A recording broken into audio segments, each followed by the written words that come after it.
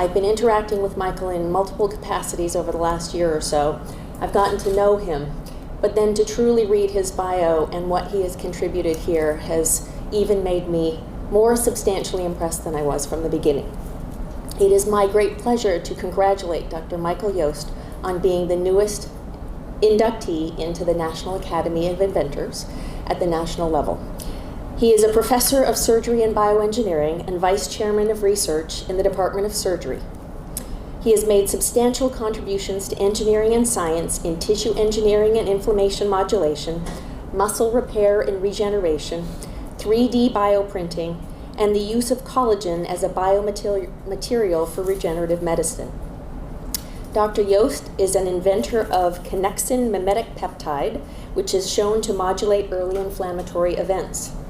This peptide has been shown to have anti-tumorigenic properties in glioblastoma, pancreatic, and colon cancer. He holds 7 patents and is the founder of 4 startup companies. He has published 93 peer-reviewed journals, 9 book chapters, and serves on editorial boards in his field. Dr. Yost is a fellow of the American Institute of Medical and Biological Engineers and a member of the MUSC Foundation for Research Development Board of Directors. It is my great pleasure to introduce Dr. Michael Yost and ask him to give a brief keynote address.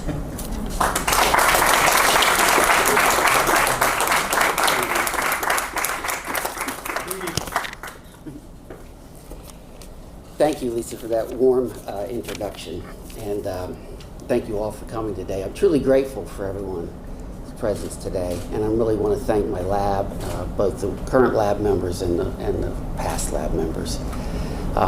And Michael asked me if I could say a few words today, and I thought to myself, a few words? I said, I'm a professor. Why use 7 words when 700 will do? But as I thought about what I was going to say today, something that kept coming to mind is a saying that we use in surgery. It's an ancient saying, but we use it a lot, and that is we stand on the shoulders of giants.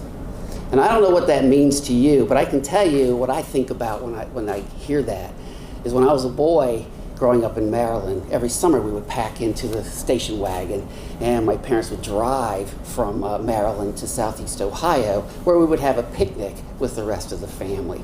Because see, my extended family are coal miners and farmers from the Appalachian region in Southeast Ohio. So we would all get together at this lake, and there wasn't any equipment at this lake or anything like that. So what my father would do is he would get down in the water, scrunch way down underwater, and he would put us on his shoulders, grab our hands, and when we were ready, he would stand up and let go, and we would leap off into the air. And I see some heads nodding. Yeah, y'all did this too, right? And that was great fun, and we just loved that. And that's what I start to think about. We're standing on the shoulders of giants.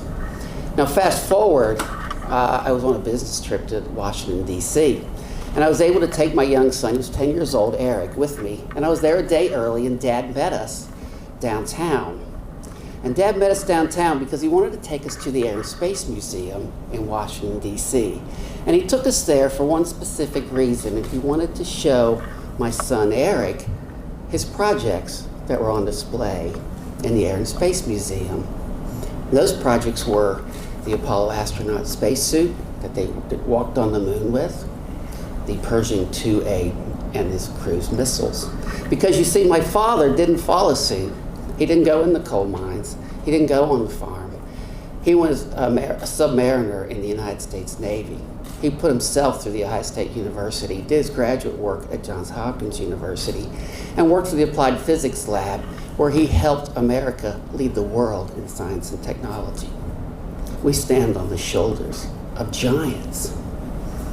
Now, when I was in graduate school, I had a young family at the time, and I was working with my mentor, Lou, and I absolutely love Lou. Lou Teratio, some of you may know him.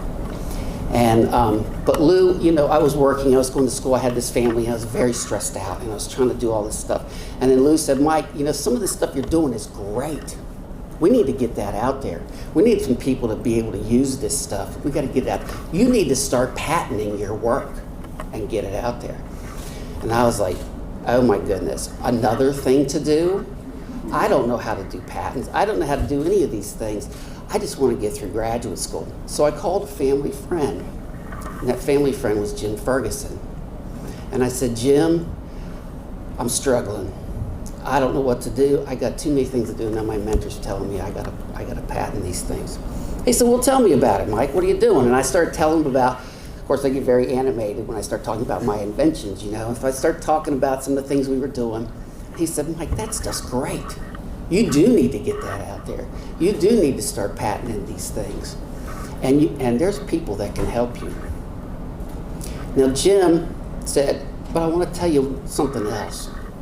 I want you to learn to quiet your mind, and I want you to start trusting your intuition, and I want you to trust your own creative thoughts, and I want you to get that out there into the world.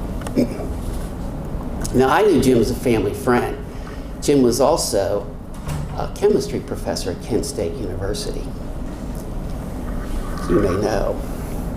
Jim is also honored in the Inventors Hall of Fame in Akron, Ohio, for inventing the liquid crystal that we all use in our electronic displays. So I tell you again, we stand on the shoulders of giants. Now, as a young faculty person, I had to get a K award, and I worked very diligently to get my K award. And my mentor steps up. He helps me night and day, taking time out from his extremely busy job as an associate dean to help me write, rewrite, critique, go through and get this thing put together. And he said, are you finally ready to put it in? And I said, yes, I am. We put that grant in, and we got the second highest score that year for the K25 award, because we stand on the shoulders of giants. Now, fast forward, I'm now a faculty. I've got my K. I got to get my R. Okay, I do the same thing. I start working. I'm working diligently. Months go by, writing, rewriting. I put my R in. I get my score back. It was not discussed. And I was devastated. I thought my academic career was over. So I had to go to my chairman's office, Rick Bell, who's the chairman of surgery at the University of South Carolina. And I had to sit in that big chair. You know, the big chair in the boss's office nobody wants to sit in? I had to sit in the big chair. And I had to tell Dr. Bell how I failed to get funding for my research. And Dr. Bell looked down over his glasses at me, and he said, Mike, did somebody die today because you didn't get that award? And I said, no, sir, they did not. He said, did anybody lose a limb, an arm, or a leg because you didn't get a grant? I said, no, sir, that didn't happen. He said, Mike, you're having a good day. Why don't you get back in the lab and try again and make it better this time? You see, because Rick Bell wasn't only the chairman of surgery at the University of South Carolina, Rick Bell was a flight surgeon for the United States Air Force who, along with his colleagues, went on to create the worldwide network for trauma and critical care surgery, because we stand on the shoulders of giants. And I can go on and on about the people who've been there for me, who've helped me up along the way. But I wanted to leave you with a few thoughts.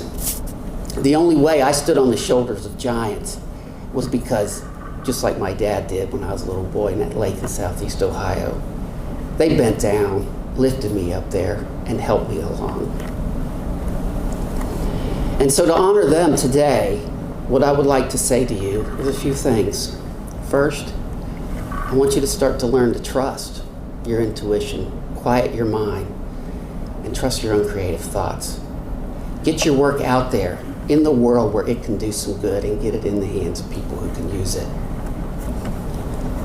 And when you fail, which like I did, I want you to go back, and I want you to try again, and I want you to make it better next time so that you can get that work out there. And when the opportunity arises, and it will, I want you to bend down, and I want you to extend your hand, and I want you to lift up the next person and be the giant in their life. Thank you.